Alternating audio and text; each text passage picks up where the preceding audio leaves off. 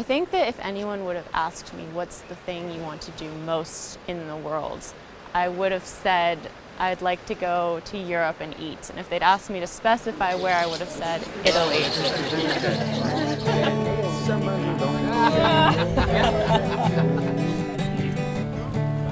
So when I got the chance to do just that, I was just over the moon excited.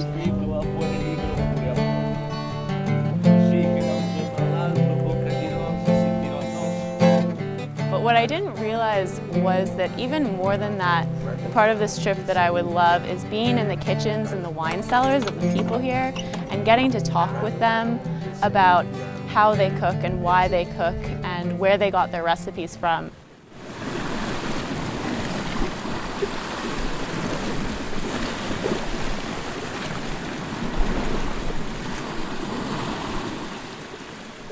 I think one of my favorites was making the ravioli, one of my first cooking experiences here, because even though there was a bit of a language barrier between me and the woman I was cooking with, cooking is a universal language. You can really communicate through food. And it's beautiful.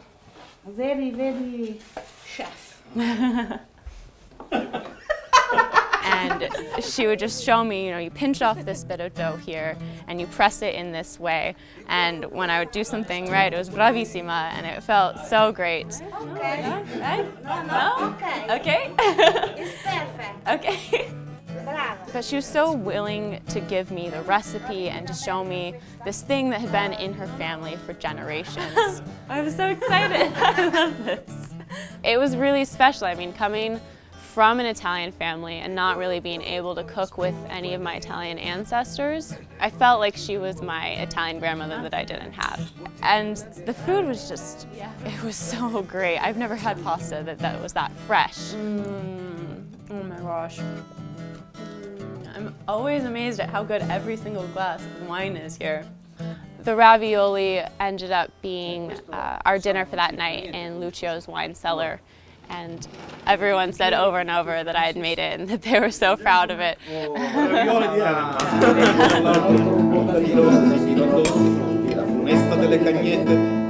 I mean, I love to cook alone, but cooking is a shared experience always. You cook so that you can give it to someone else and eat with them.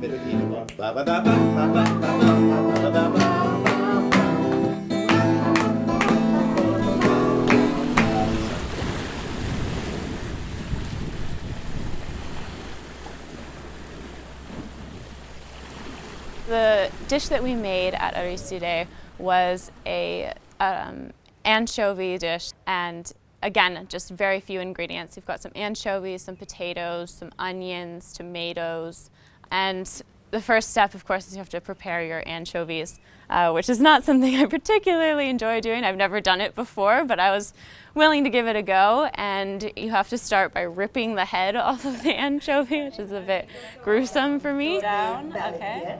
Okay, so then pull it out. Oh, I dropped some of this. No, no, va bene. Oh, Così. okay. Così. Oh, you just push up. Okay. Però in fondo I knew that anchovies were particular to the region, and I wasn't looking forward to it, but I thought, I'll get through it. It'll be all right.